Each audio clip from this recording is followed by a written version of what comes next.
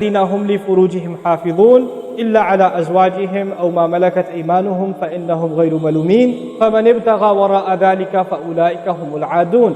3 ayat about the same subject. You know what the subject is? Shamelessness. People who guard their privates.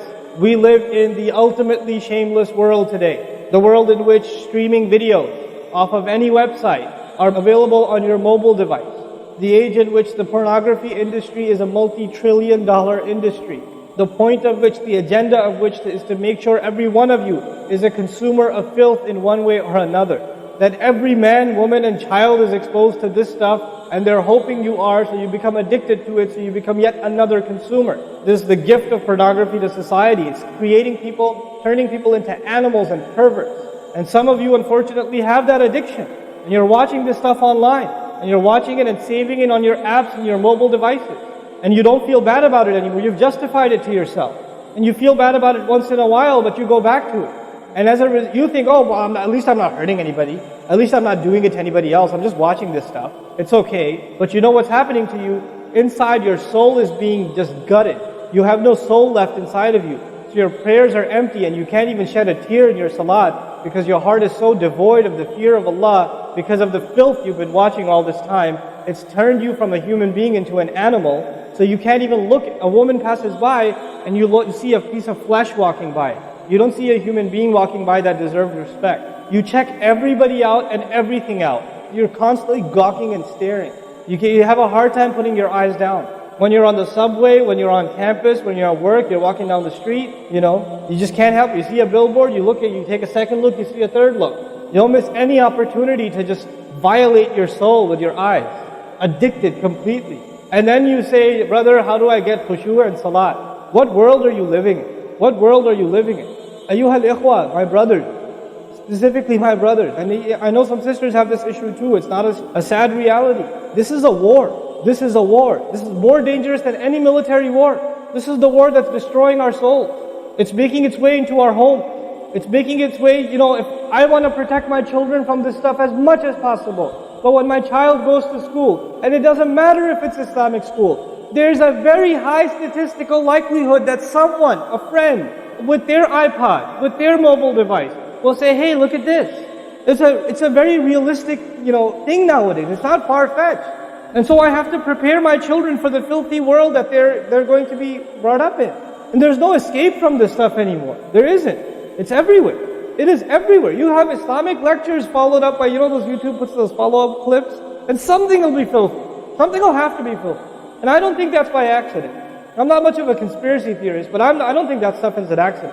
And what happens to you guys is you watch a video, you see something filthy, you click it, you click something else, and you end up watching disgusting things. That's what happens to you. وَالَّذِينَ هُمْ لِفُرُوجِهِمْ حَافِظُونَ. Especially when it comes to their privates, they guard them. They guard their shame. Brother, what's the solution? Should I get married? Like the guy who asked the other day, how can I get married right now? No, guys, the solution is not marriage. Because if you're a pervert, then you're going to be a pervert after marriage too. If you have no shame now, you will have no shame after marriage. Honestly.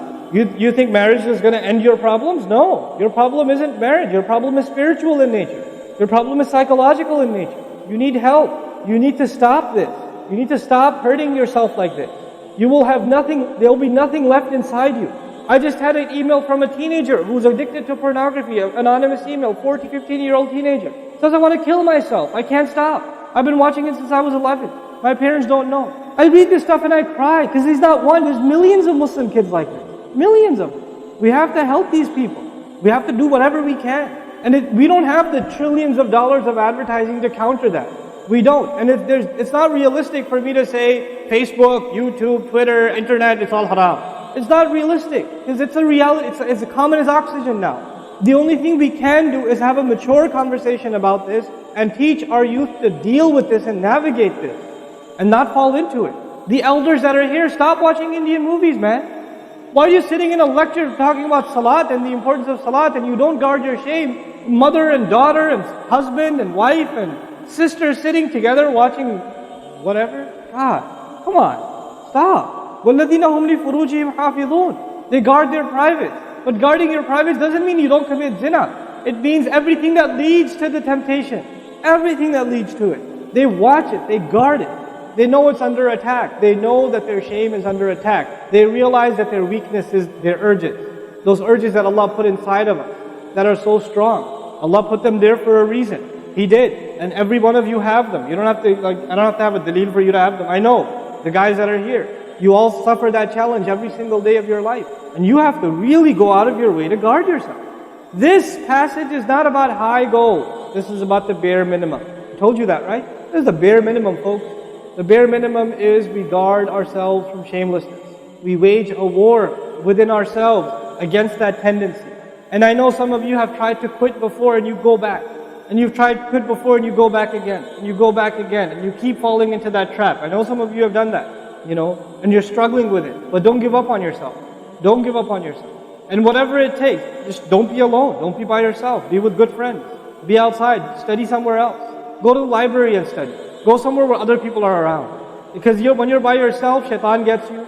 And if the fear of Allah isn't enough for you, at least the fear of other people will work for you. At least something's better than nothing. For those, I've said this in other talks before, for the parents here, if you have a computer in the house, please don't make it a laptop. Have a desktop in the house with a really big monitor. Get the biggest monitor you can find. Honest to God. And make sure your computer is in the kitchen or in the dining room. Don't put it in the living room. Don't put it in the kids' room. Don't put it in your bedroom. Put it in the dining room, facing the public. You want to do homework, do it over there. Though you can't move the monitor this way or that way. It's facing everybody. That's how you should have it. We have to take these precautions. Don't give your 11-year-old a smartphone. What were you thinking? That's not very smart. Don't give them a smartphone. Why am I seeing kids in Islamic school, 5th graders, with iPhone? With 4G, you know how dangerous that stuff is? وَالَّذِينَ هُمْ لِفُرُوجِهِمْ حَافِظُونَ إِلَّا عَلَىٰ أَزْوَاجِهِمْ, except upon their spouses. أَوْ مَا مَلَكَتْ أَيْمَانُهُمْ فَإِنَّهُمْ غَيْرُ مَلُومِينَ, or what their right hands possess, then they're not to be blamed. Allah says we have these urges and we can execute those urges. We can release those urges, but to the halal spouse, to the spouse, our spouses. But outside of that, we can't. And by the way, when people get addicted to this sort of thing, and they get accustomed to it, or they get over and overly exposed to it, they have miserable marriages. And marriages start falling apart. They have this virtual idea of what pleasure means, and they don't find pleasure in their spouse anymore. And there's great fitna that comes into the family. It destroys homes, Muslim homes. That's what's happening in our world today. فَمَنِ ابْتَغَى وَرَاءَ ذَلِكَ فَأُولَٰئِكَ هُمُ الْعَادُونَ. The people who pursue anything beyond that, then they are the ones engaged in aggression. This is an act of aggression. Al-adawa in Arabic means animosity. Allah says whoever pursues their urges to be fulfilled outside of the halal, outside of the marriage, whoever pursues that, then they are engaged in an act of aggression. The question is, aggression against who?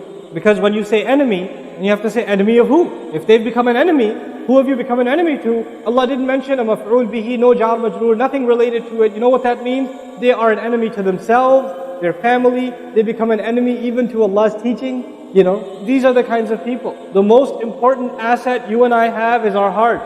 And this shamelessness destroys the heart. It destroys it. The most precious thing you and I have to preserve is our iman. And these filthy images are destroying your iman. They're tearing your iman apart. Don't let it happen to you. Do not let it happen to you. And I can only talk about this. I can't stop you from doing anything. And nobody else can. You will have to police yourself. You will have to control yourself. You'll have to make the decision, is my iman important enough? Is my salat important enough?